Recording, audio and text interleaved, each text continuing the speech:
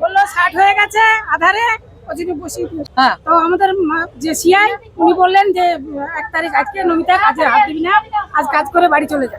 এনারা কারা?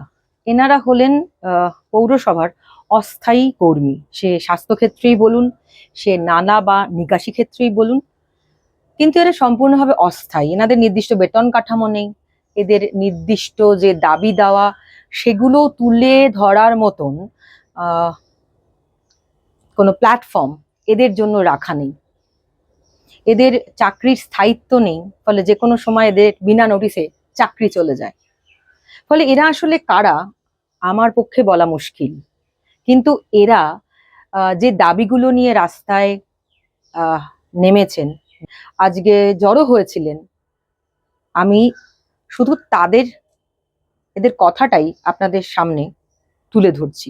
কারণ এরা আমাদের চারপাশটাকে, মানে আমি আমাদেরকেই বলছি, আমরা যারা দেখছি, আমাদের চারপাশটা থেকে শুরু করে একদম একদম মানে নিচুতলার মানুষদের বিভিন্ন ধরনের পরিষেবা কিন্তু এরাই দিয়ে থাকেন। ফলে আমি আমাদেরকে জানাচ্ছি যে এরা সম্পূর্ণভাবে অস্থায়ী, এবং এরা এদের বিনা নোটিশে চাকরি চলে যায়।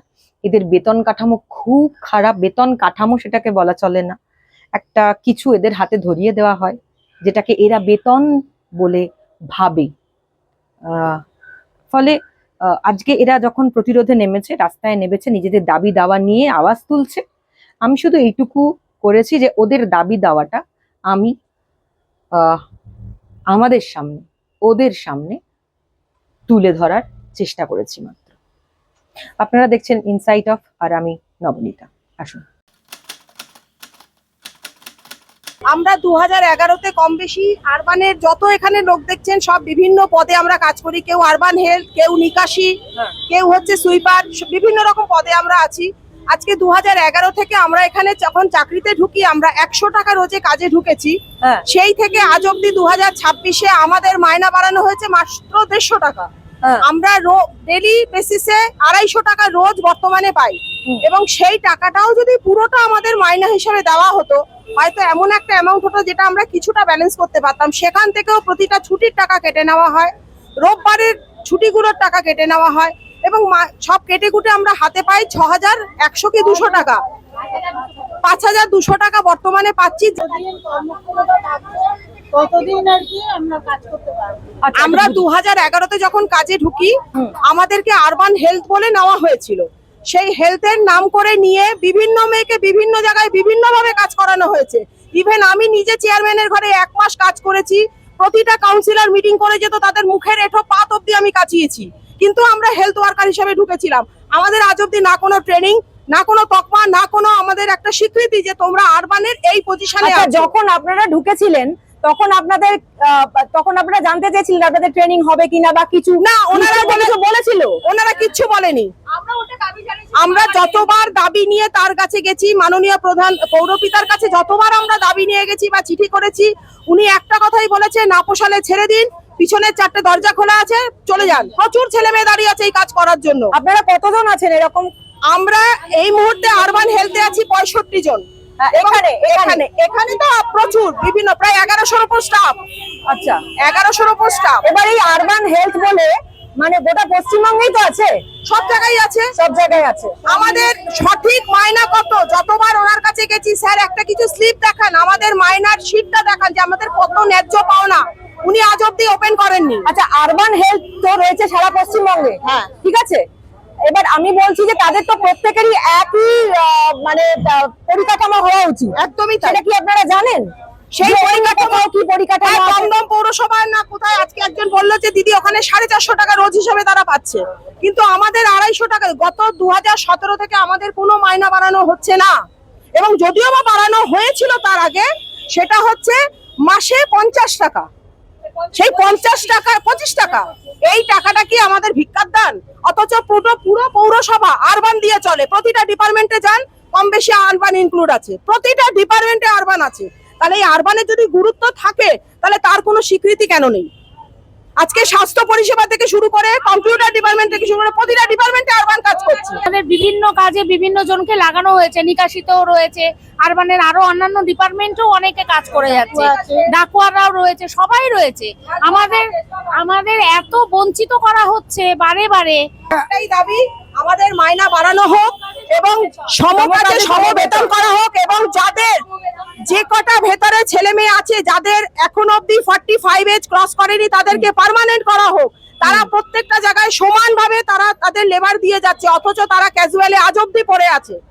আজকে 2011 থেকে আমাদের এই এবং যারা 60 বছর হয়ে গেছে উইদাউট নোটিস, উইদাউট কোনো টাকা পয়সা হাতে, হঠাৎ করে তাদের কাছে খবর গেছে কাল থেকে তোমরা কেউ সেন্টারে যাবে না। কবে গেছে?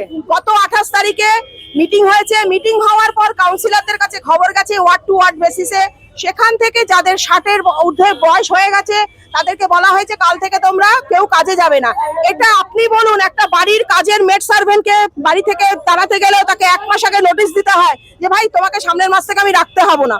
তা আমরা কি রাস্তার কুকুর? যখন খুশি মনে হলো ডেকে নিলাম, যখন খুশি মনে হলো বের করে দিলাম।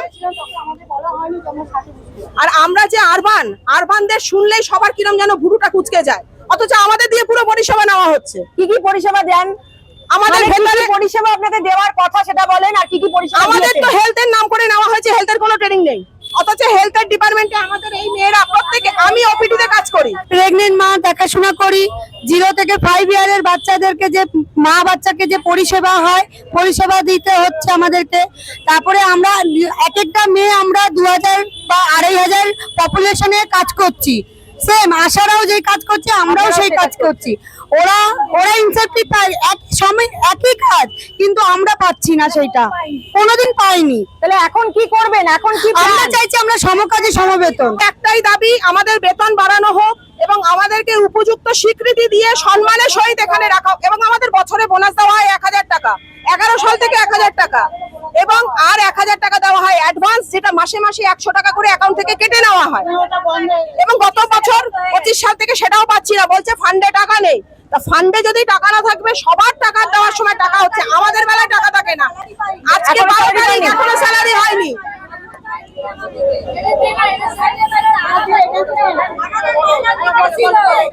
আমাদের এখান থেকে আসিল, কি খাবো? আমার স্বামী নাই, আমার ছেলে নাই, আমি মেয়ে নিয়ে আমি সুস্থ আছি। কি ওকে পড়াবো, কি লিখাবো? আমার দিমাগ খারাপ হয়ে যাচ্ছে। আর কি বলবো, ভাড়া বাড়ি থাকি, সব কিছু কিনে খাই। আমরা চাই আমাদের যে 60 বছর বয়স হলে বার করে দিচ্ছে, কেন কেন এখানে কেউ আছেন যাকে 7 বছর বয়সে বার করে দিয়েছে? কোথায় কোথায় দেখি নিয়ে আসেন। আমাদের 60 বছর পার পাস হয়ে গেলে আমরা পরে আমরা কি পাবো? কি পাবো আমরা? কি হয়েছে বলেন? আমাদের রাত্রে খবর এলো, সকালে বসিয়ে দিল। কারোর কাছে কোনো কাগজপত্র নেই, ব্যাংকের বই ব্যাংকের বই আছে, আমাদের ব্যাংকের বই আছে। আগে ক্যাশে মাইনা নিতাম, আগে ক্যাশে মাইনা পেতাম, ক্যাশ থেকে আমাদেরকে অ্যাকাউন্ট করে দিয়েছে ব্যাংকে, কিন্তু ব্যাংকেও কাগজপত্র সব উল্টো পাল্টা করে রেখেছে। পার ডে হিসেবে মান্থলি কত পান? এখন 250 টাকা এখন দিচ্ছে, আমরা 80 টাকা দিয়ে ঢুকেছি। আচ্ছা, আমরা 80 টাকা দিয়ে 2010-এ? আমরা 2010-এ ঢুকেছি। আচ্ছা, দিদি ওগুলো বাদ, ছুটি ছাটা বাদ, রোজ যা হয় তাই পয়সা। আমাদের যে পৌরসভা কাজে আপনি কি কাজ করতেন? আমি হেলথের কাজ করতাম, বাচ্চাদের টিকা, প্রেগনেন্ট মা আনা, বাচ্চাদের ভিটামিন তেল খাওয়ানো, এই সমস্ত কাজ আমাদের। আমাদের যখন নেওয়া হয়েছিল তখন বলেছিল আপনারা কেউ কাগজপত্র দেয়নি, কেউ কোনো কাগজপত্র নেই। আমরা কাগজ দিয়েছি, আমরা আধার কার্ড দিয়েছি, প্যান কার্ড, আমাদের আপনারা ডকুমেন্টস দিয়েছেন, কিন্তু আপনারা যে চাকরি করছেন কোনো ডকুমেন্টস নেই। আর অন্যান্য যে আরবান হেলথ এখানে না, অন্য কোনো মিউনিসিপ্যালিটিতে আছে কিনা জেনেছেন? সেটা আমরা জানেন। আচ্ছা, ঠিক আছে, বলেন। আমাদের যখন মাইনা বেশি দিচ্ছে, কিন্তু আমাদের এখানে মাইনা। আচ্ছা, বলেন। আমাদের যখন কাজে নেওয়া হয়েছিল তখন বলেছিল যতদিন আপনাদের কর্মক্ষমতা থাকবে ততদিন আপনারা কাজ করবেন। আজ পর্যন্ত আমাদের কোনো পরিষেবাও দেয়নি, কিছু না। আর আমাদের মাইনে যত সামান্য, 17 সাল থেকে আমাদের মাইনে বাড়েনি। আমাদের 120 টাকা রোজ দিত। আমরা 11 সালে ঢুকেছি, 11 সাল থেকে 17 সাল পর্যন্ত 250 টাকা মাইনে হয়েছে। 100 টাকা 1000 টাকা আমাদের বোনাস দেয়, সেই বোনাসটা আবার কেটেও নেয় মাইনে থেকে। এইভাবে আমরা চলছি। আমাদের হেলথের ডিপার্টমেন্টে বলে নিয়েছে, আমরা এখানে যতজন আছি। আপনার এখন কাজ আছে? না, বিনা নোটিশে আমাদের বসিয়ে ভোটের আগে বসিয়ে দিয়েছে। আপনাদের কি 60 বছর হয়ে গেছে? ভোটের আগে বসিয়ে আবার ভোট হয়ে গেছে, আবার বসিয়ে ভোটের আগে হয়েছে, ভোটের আগে নেওয়া হয়েছে। তার মানে ভোটের আগে যে নেওয়া হয়েছিল তার আগে চাকরি চলে গেছিল? হ্যাঁ, হঠাৎ করে 1 মাস বসিয়ে দিয়েছিল, মাইনেও দেয়নি। কি কারণ? কি কারণ? কারণ নেই, 15 দিন কাজ 15 দিন কাজ করেছে, 15 দিনেরও মাইনে দেয়নি।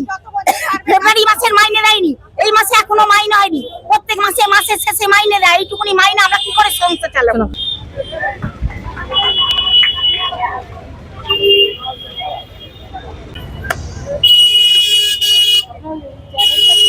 ইনসাইট অফ ইউটিউবে পেয়ে যাবেন।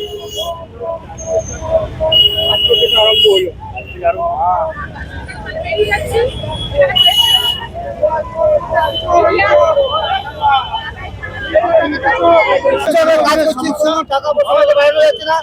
আমরা 20-25 বছর ধরে চাকরি করছি, বয়স হচ্ছে টাকা পয়সা নামতে বলে চাকরি কেটেছে, খোলা যায়, গেট দিয়ে বাড়ি চলে যায়।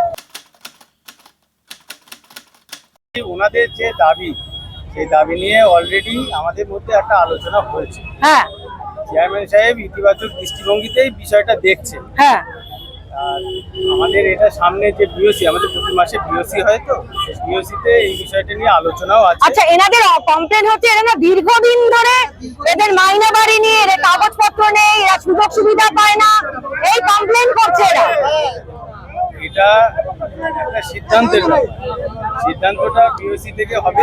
বিওসি থেকে যেরকম সিদ্ধান্ত হবে সেই অনুপাতেই হবে। জানিয়েছিলেন এদের বলছে কোনো কাগজপত্র নেই, এনারা আধার কার্ড দিয়েছে কিন্তু আপনারা কোনো কাগজপত্র দেননি, যে কোনো সময় ছাঁটাই হয়ে যাচ্ছে বলছে। একজন বলছেন, এখানে অনেকেই আছেন যে ছাঁটাই হয়ে যাচ্ছে, কোনো নোটিশ থাকছে না। কোনো কিছু ওই রকম নয়, ব্যাপারটা হচ্ছে নিয়ম অনুযায়ী সেটাই হওয়ার চেষ্টা, সেইভাবেই করা হয়, সবকিছু সেইভাবেই চলে। আপনারা যদি সেরকম স্পেসিফিক কোনো নিয়ম, মানে আপনাদের কাছে কোনো প্রুফ থাকে, তাহলে আপনারা দেবেন, আমরা বিষয়টা দেখে নিয়ে বলবো। দীর্ঘদিন ধরে ডিপ্রাইড, দীর্ঘদিন ধরে পৌরসভাতে মাইনে বাড়ায় না। শুধু তাই না, পৌরসভার মধ্যে একটা কমিউনিকেশন থাকবে না। বড়নগরের এক রেট, কামারহাটির আরেক রেট। বড়নগরের রেট থেকে বেশি দেয়, আর এখানে 250 দেয়। এখন এইটা কেন হবে? একই কাজ, এটাই কথা যে একই এরা একই কাজ করে, যেখানে বড়নগর এক রেট দিচ্ছে, এর থেকে বেশি দিচ্ছে, কামারহাটি কেন দেবে না? দীর্ঘদিন ধরে এই বাজারে এই পয়সায় সংসার চালানো সম্ভব নয়। পৌরসভা আগে যারা আমরা দেখেছি যে আগে কাউন্সিলরের মিটিং পিছু 200 টাকা পেত, এখন একটা কাউন্সিলর 10,000 টাকা মাইনে পায়, চেয়ারম্যান পায়। পৌরসভার কাউন্সিলরদের মাইনে পারবে, আর যারা কর্মচারীর খাম জড়িয়ে পরিষেবা দেয় তাদের মাইনে পারবে না, এটা হতে পারে। এবং এদের তো কোনো রকম ওই নেই, মানে ধরুন নোংরা পরিষ্কার করছে, গ্যাস নেই, কিছু ড্রেন এবং এই জন্য এদের কোনো রকমের আলাদা সুবিধা নেই।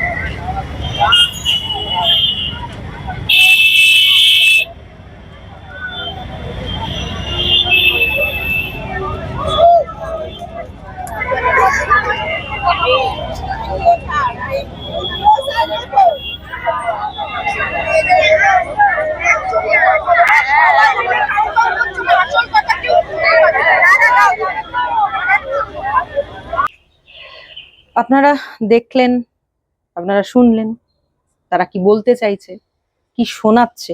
এরা আমাদের আশেপাশেরই লোক, এরা এদের সাহায্য আমরা সবসময় নিয়ে থাকি। শুধু আমাদের এই পৌরসভা না, যে কোনো পৌরসভা, পঞ্চায়েত, বড়ো, এই সমস্ত ক্ষেত্রেই কিন্তু এই সকল মানুষগুলো, প্রান্তিক মানুষগুলো প্রান্তিক পরিষেবা দিয়ে থাকে। এবং প্রান্তিক মানুষগুলো প্রান্তিক পরিষেবা দিয়ে থাকে বলে অনেক সময় আমরা এদেরকে চিনতে পারি না, বুঝতে পারি না, বা ভাবতে পারি না এই কাজটা হয়ে গেল। আমরা মনে করি হয়তো যে এটা তো হওয়ারই ছিল। এবার বিষয়টা হচ্ছে সেটা না। মজাটা কোথায় জানেন? মজাটা হচ্ছে এদের কথা শুনতে শুনতে মনে হচ্ছিল যে এরা এই মুহূর্তে অস্থায়ী, এবং এরা বিনা নোটিসে এদের চাকরি চলে যায়, এবং এদের কোনো নির্দিষ্ট বেতন কাঠামো নেই, এবং এরা যে মজুরিতে কাজ করে তাই সেই মজুরিতে এদের পরিবার চলে না।